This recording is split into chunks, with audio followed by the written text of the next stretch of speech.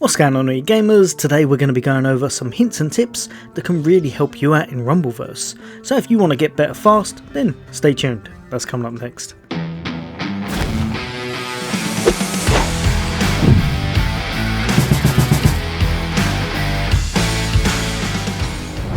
Welcome back everybody. Today we're going to be looking at some hints and tips for Rumbleverse, the brand new free-to-play battle royale, but with a bit more of an in-your-face twist.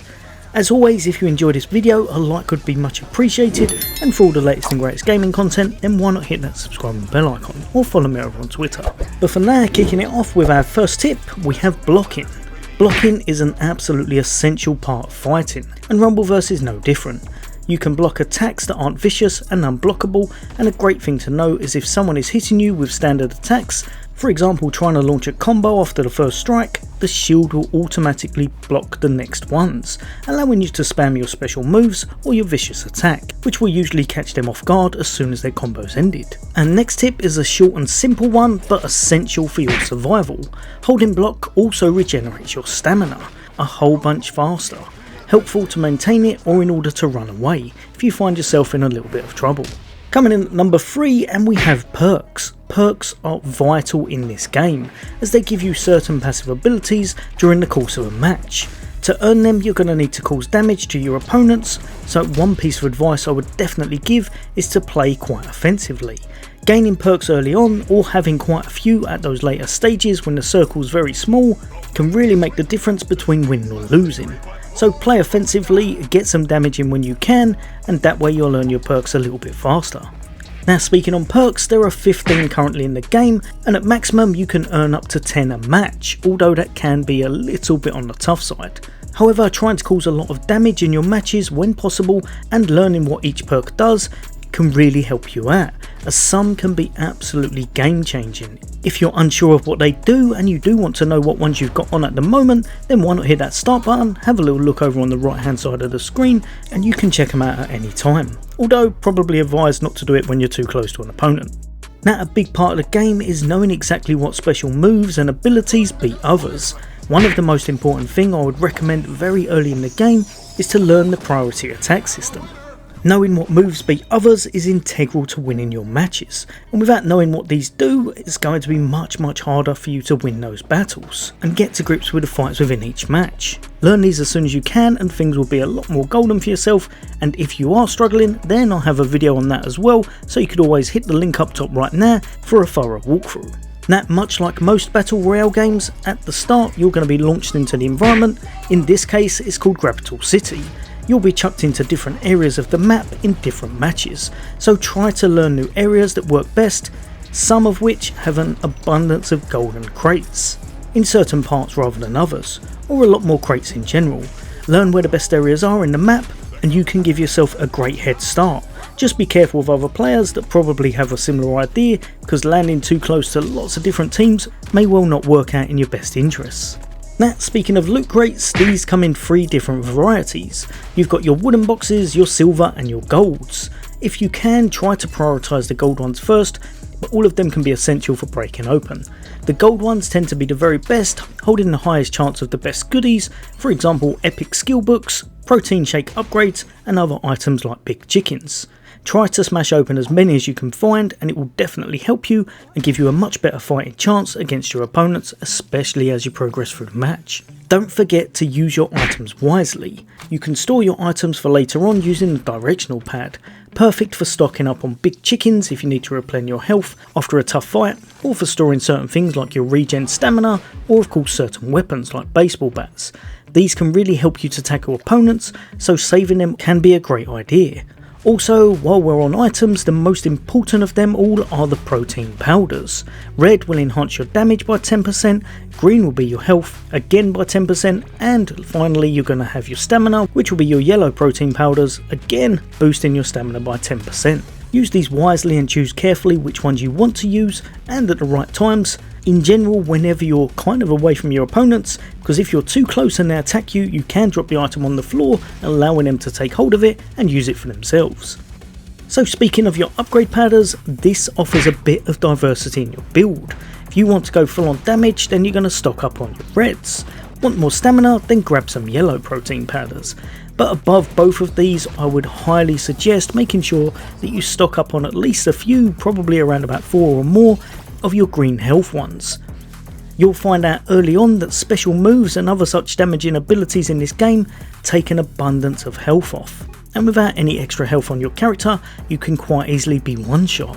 Find a nice amount of each that suits your playstyle, and remember that in duos, max you can hold is 8, but if your partner is knocked out or you're playing solo matches, it will go up to 10, meaning that you can grab 2 extra. Try to max your character out on these whenever possible, as this will really help you to get a boost on all your attributes and will give you an advantage over anyone who hasn't got quite as much as yourself.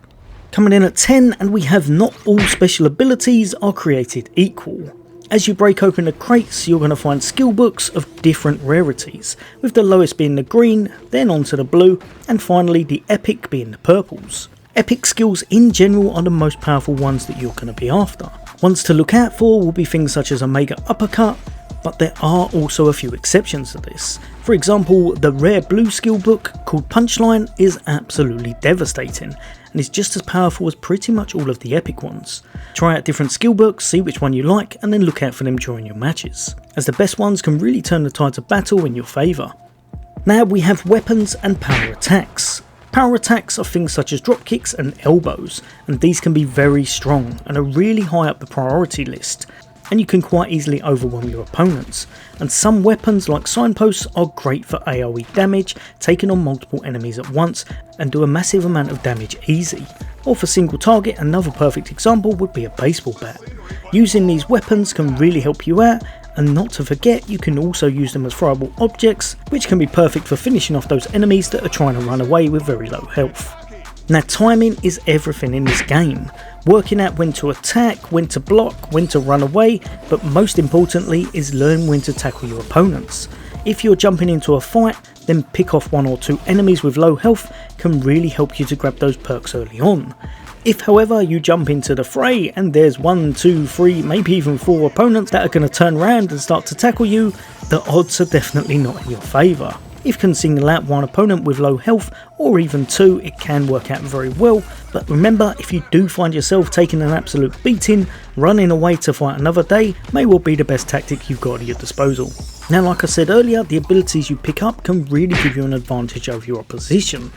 I would say, if possible, because you're able to equip 2, when possible try to have 1 of each. For example, you're going to have 1 standard strike ability and 1 ability that's going to be unblockable, known as your vicious ability.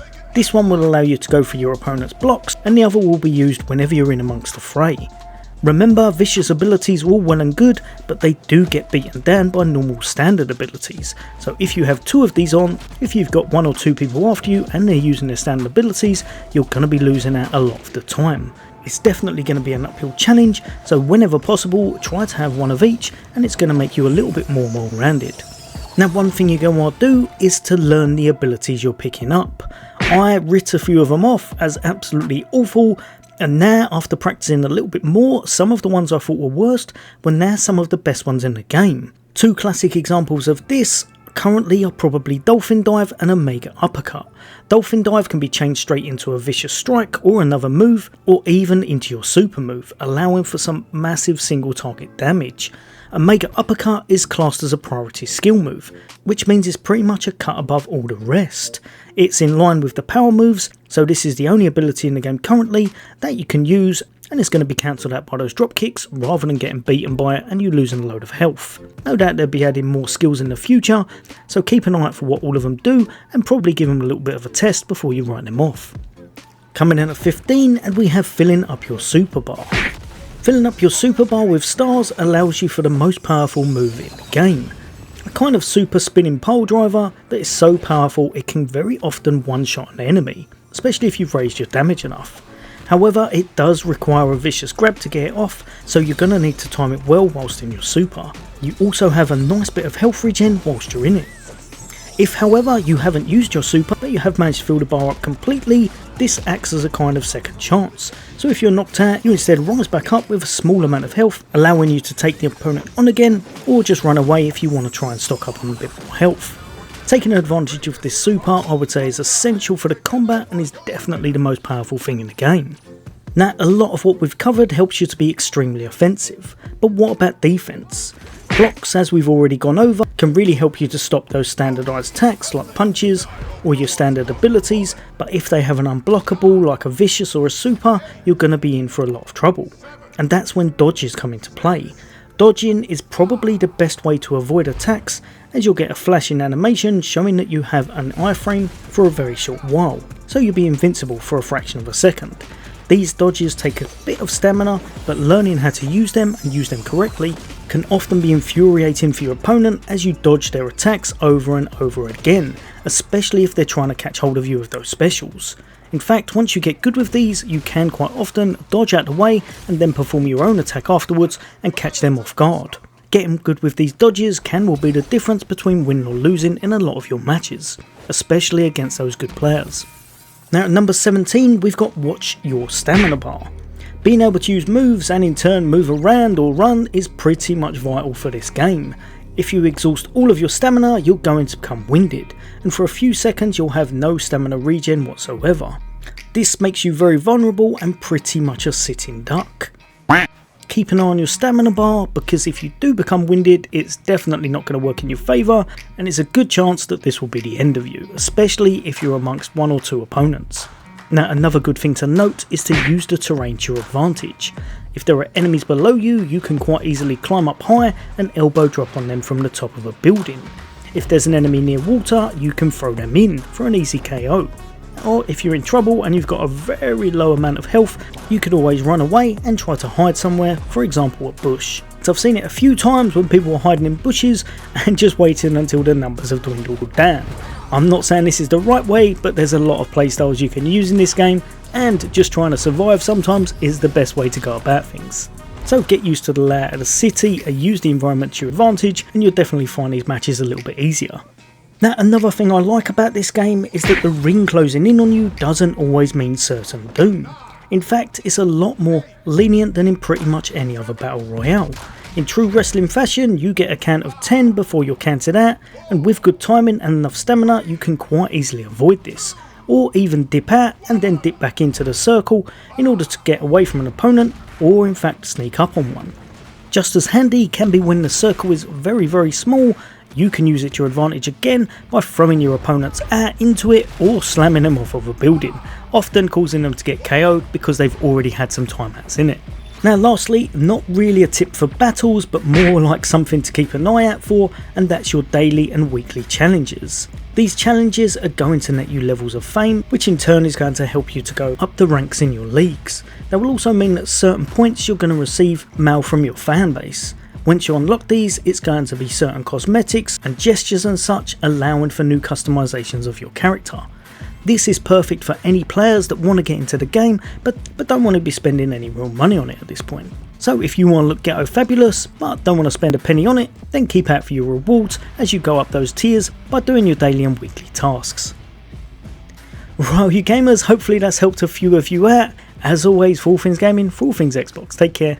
I'll see you on next day.